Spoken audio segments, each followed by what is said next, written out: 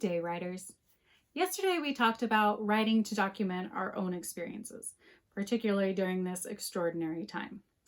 Today we're going to talk about how writing has the power to transport us out of wherever we may be, which is especially important when you may be staring at the same four walls for quite a few days now. So let's get started. I talk to my students a lot about getting lost in their reading. That's that magical point when you're reading a book so good that you actually are in that book, that you are actually in Hogwarts, in the Great Hall, or at Camp Green Lake, or in Giant Country. And that the walls that you're sitting in, the area you're sitting in, your room, your classroom, actually melts away, right? That you are in your book. And you can tell that you've gotten lost in your reading if it takes a moment or a minute for you to kind of come out of your book, right? When your dad calls you for dinner, that he has to call you a couple times. I always said that was the one time I wasn't offended when it took me a couple times to call students or get their attention, was after a reading workshop, because that told me that they had really gotten lost in their books, that they weren't in the classroom anymore, but that they were in their books. What we don't often talk about is that you can also get lost in your writing, that writing has that same power, right?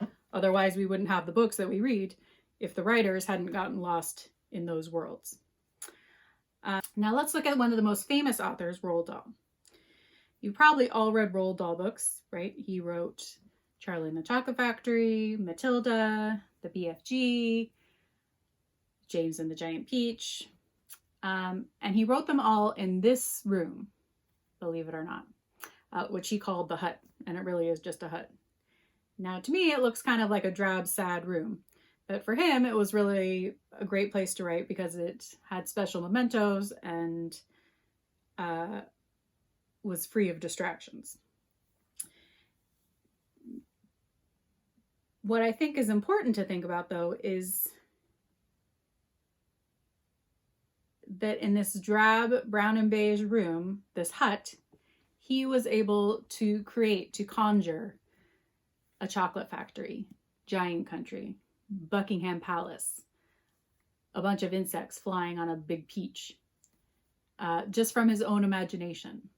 So that's what I want us to try and tap into today, is that power of writing to take us out of our environment, right? To take us out of our homes, even when we have to stay at home. And while it might be a little more challenging for us to see if we can get lost in our writing the same way we get lost in our reading. So let's try it. So for right now today, you're going to go someplace on paper. So I want you to think of a place, and it could be the first place that comes to your mind. It could be a favorite place. It could be a place you want to go. It could be a place that nobody's been, that you just created in your mind, like Roald Dahl did many times.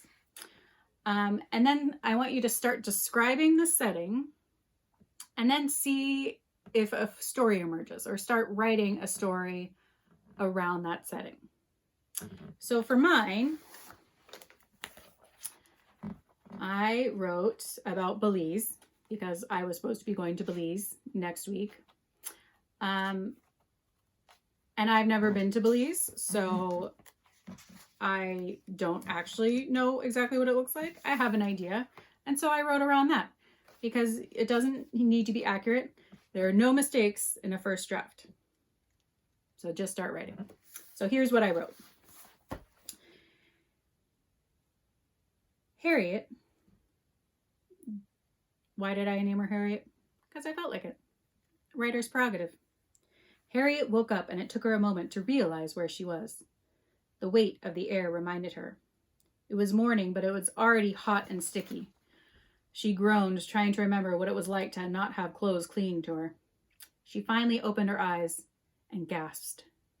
It was unlike anything she had seen. The colors were so bright, as if all the colors she had seen before back in Boston were covered in dust. Greens were everywhere. She never knew green could look like that. Who knew there were so many greens? leaves of every shape and size layered above her like an umbrella keeping out the sky. To her left, a flower that looked like an orchid, but like no orchid she had ever seen. In a beautiful fuchsia, a shade that reminded her of her mama and the dress she used to wear. So that's just a little bit that I got started with about, and I was picturing this explorer named Harriet who came from kind of a stuffy background and found herself in the jungles of Belize. And for those few moments that I was writing, that I really felt like I was in Belize, right? Because I had to describe and create that environment. So that's what I want you to try today, is I want you to conjure, to think of a place that you would want to be, or that strikes your fancy, as I like to say. And really live in that place, right? And see, this is the challenge, to see if you can get lost in that place in your writing. I look forward to seeing where you go. Happy writing.